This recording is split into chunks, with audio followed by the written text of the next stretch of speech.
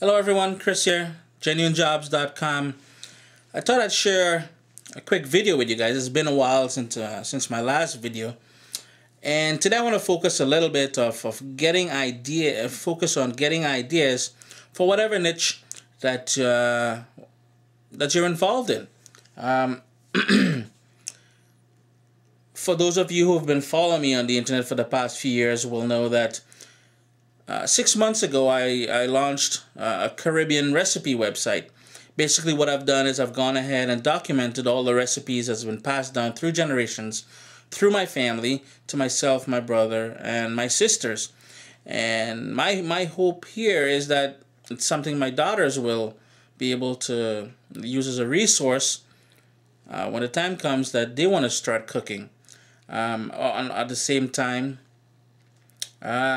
share it with the rest of the world.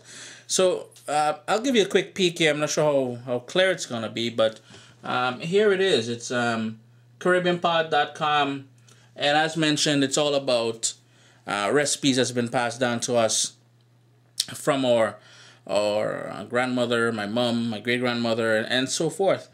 But there are times when I do run out of ideas of what to cook to present on the website as a recipe. I do run out of ideas, and what I've gone ahead and done is I've subscribed to a number of magazines that deals with recipes and cooking and the whole culinary culture. One of these magazines I have here, it's called Taste of Home, and in this issue you can see it's all about soups.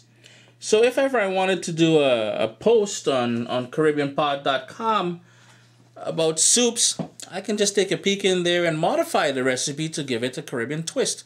No one will ever know that it wasn't an original Caribbean recipe or it was ever passed down from my grandparents or anything like that to us. Great way of getting free content from my Caribbean Pot niche website. My other websites, for instance, I've been doing business online for 10 going 11 years now. There you go, fast company. Now, I'm not necessarily suggesting that you guys go ahead and get subscriptions to different magazines and stuff like that. Now, I'm sure none of us could afford to buy all the different magazines that's there for the different niches that we explore. However, on a boring Thursday night, I usually grab a coffee and I head down to Chapters, one of the biggest bookstores here in Canada. And they have couches and chairs in there, and you're free to browse through all the books, all the material, magazines, everything there. So lately I've been thinking about learning to sail. Now, whenever I start something, I usually build a website about it. Because not only am I going to go through the learning curve, I'm going to teach people as I go along. Let people see what I've done and learn from my experience as well.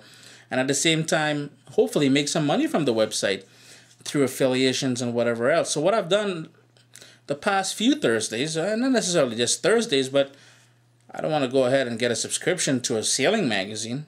It's going to cost me another $30, $40 a year. However, I pick it up. Like I said, I go to Chapters and I read these magazines. So there you go. If you're looking for ideas and fresh content for whatever niche website that you have, especially if it's a blog, take a peek at these magazines. Sign up for the different subscriptions if you can't afford to.